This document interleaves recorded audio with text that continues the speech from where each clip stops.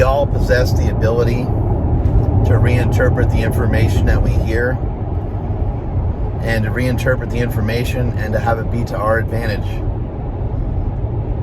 As many of you know, this Saturday my mom died. She died in the middle of the night. I think she had a heart attack. They're not 100% sure what she died of just yet, but she fell, and that was that. I can focus in on the 30 seconds or minute of, between her falling and her dying, and I can focus in on how she died or what she died from, why she's gone. I can focus in on saying it's not fair, I wish she was still here. But all of those are modes of interpretation that I think are completely useless. I don't view them as being helpful to me.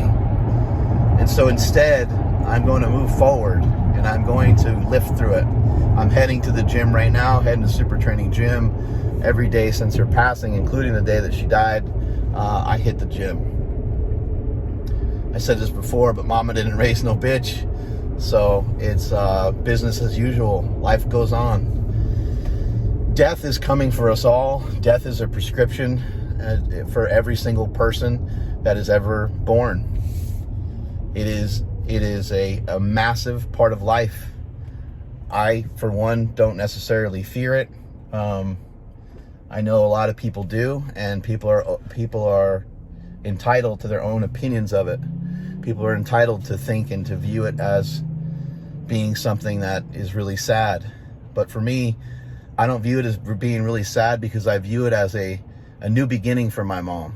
My mom was very religious, and I would like to go along with that and go along with her beliefs. And if she believes that when she died, she went to heaven and she was with God and she's with my brother Mike, then I'm gonna utilize that to my advantage and say, hey, look, my mom believed in God with everything that she had, even when she had many moments in her life where her faith was challenged very, very hard.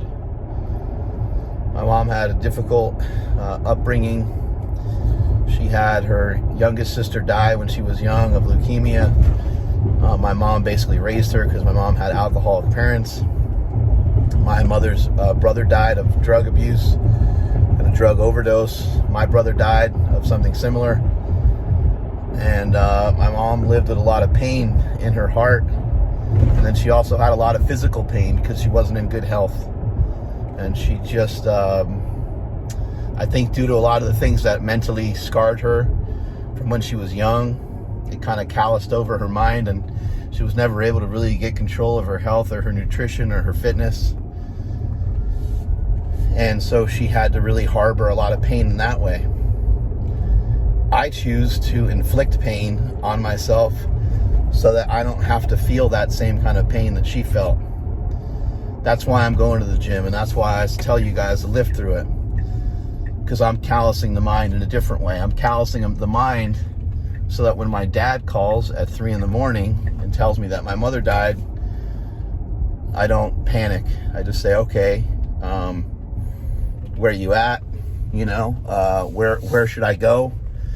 So I went home. I took care of stuff with my dad and my brother and my family, made things right. And then it was like, all right, well, I got the rest of the day. Let me go to the gym. Let me still stay on my walks. And this is not selfishness necessarily, I don't believe. I think that this is the time to stay connected to yourself and to lean into the things that you enjoy and lean into the things that you like that are positive more so than ever. Lean into your hobbies a little bit more. It's a good time to find out more about yourself and to see what you're made out of.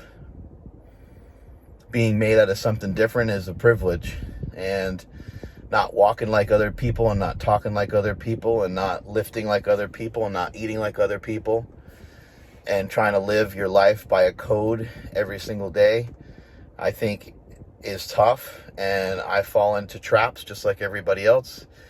But this is what I've been training myself for. When I go into the gym, it looks like I'm moving around weights. But really when I'm lifting, when I go to the gym, it's looking like I'm just lifting weights and lifting on these machines and lifting this and lifting that. I'm really lifting up my own spirit. I'm really trying to take my own spirit to the next level. I'm training myself. You know how they say jogging your memory?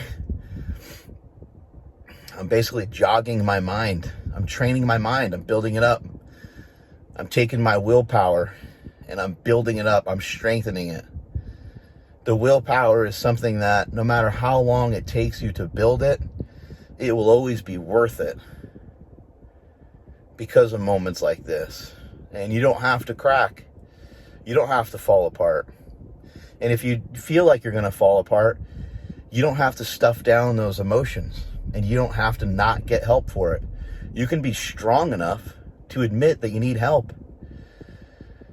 I myself have been thinking about it because I feel really good. And I'm like, you know what? I want it to stay that way. And so why not get some consulting? Why not talk to somebody? Why not communicate with family members a little bit more? Why not open up a little bit more? Like, what's the point in closing it off? And so when I tell people that I don't view this as being sad, I don't want them to think that this isn't a moment in my life that is life altering, because it is. But my mom, she basically trained us from the time we were kids to be strong. My mom protected us from stuff. My dad too, but my mom was the one that was there all the time. Probably more so than we even wanted her to be. But I love her. I always will. It doesn't matter that she's physically not here. If I want to see her, all I got to do is this. If I need to hear her bickering, her advice, all I got to do is open up these ears. And if I need her to fill me up with something good, all I got to do is open up my heart. And she'll be right there like she's always been. I also don't want you to misinterpret this and think that I haven't gotten hit with bouts of sadness. Of course I have. Sometimes these things, they'll just hit you out of nowhere. I cried the other day sitting at the edge of my bed. Cried the other day in the shower. I cried walking down the street, which that was really good. Just big old guy walking down the street, just blubbering all over himself. I made the mistake of not having any tissues with me, so just snotting all over my sleeves and everything. And some good crying. I think crying can be a awesome form of medication, and it's something that should not be avoided. So you shouldn't be stuffing down. I'm not trying to teach anyone to stuff anything down. I think sometimes people misinterpret stoicism to be that way, but it's not necessarily so. It's just a reinterpretation of what's going on and trying to learn about what's helpful, what's useful. Sometimes a good cry is useful.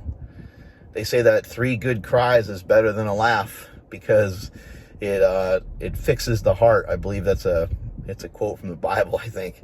Somebody else will correct me on that, I'm sure. I probably just butchered it, but basically it heals the heart, whereas laughter doesn't necessarily do that. Laughter is just kind of fun and funny for the moment. But crying can kind of heal your heart, because what happens is you have an emotion. And I think a lot of us can agree that emotions are sometimes, they're basically not rational. We get into, especially when we get real emotional, we get into some really irrational thought processes. But why do we have these emotions? I think a lot of times we have these emotions to help get us to a more rational high ground.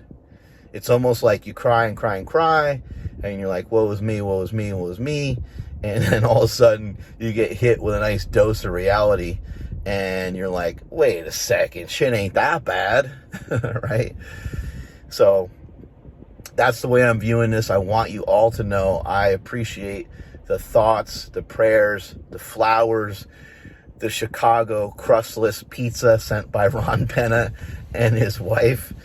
I really appreciate you guys sending that out. They sent me out no carb Chicago deep dish pizza that's made with sausage. Unbelievable. Gotten flowers from people from all over the place. Tremendous support here at Slingshot World Headquarters. Tremendous support from people all over the world. Thousands of text messages, thousands of comments, thousands of DMs. It's been really extraordinary. And I know there's even been some people that I've clashed with in the past who hit me up, and I think that that's great, because look, we all need each other. As much as we want to try to pretend that we're cool without other people, we really do need each other. Lastly, I just want to finish with this. This is a tip that I try to give everybody. Whenever you have someone die, first of all, take things day by day, the best that you possibly can, trying to allow yourself to be overwhelmed. But secondly, take the characteristics of that person and have them live through you. That's a good way for them to have a legacy. It's a good, they say legends never die. And I feel like my mom was one of a kind. My mom was a legend in a lot of ways, and her teachings and the things that she's done for me and my brothers, you guys are going to see it in my brother's films. My brother's not done making movies.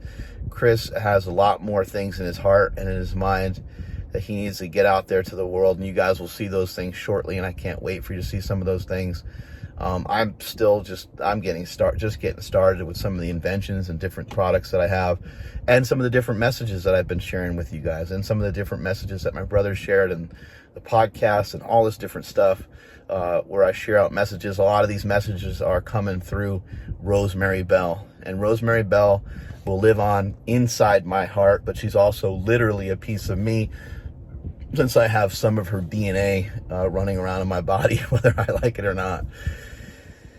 So my mom was really funny, and so hopefully I can be fun and funny, and hopefully I can lighten up a little bit. There's a quote from Van Wilder where he says, no one makes it out of life alive, so we should stop taking it so seriously. I really love that quote. I think it's beautiful. I think it's a wonderful way to live your life. Thanks again. Really appreciate, like a lot of times, it's not even so much me thinking about my mom that makes me sad, because I had such a wonderful life with my mom and I had so much time with her that I can't complain. There's just nothing to complain about. Plus, she was in tons of pain, and I feel grateful that she's relieved of that pain. Like that is a really wonderful, magnificent thing. Where the crying comes in and where you start to get a little overwhelmed is when you see how many people care about. When I see how many people care about my family, holy shit! Like that's just a lot. It's really I can't comprehend it, and like on Instagram have 490,000. Like, who are these people?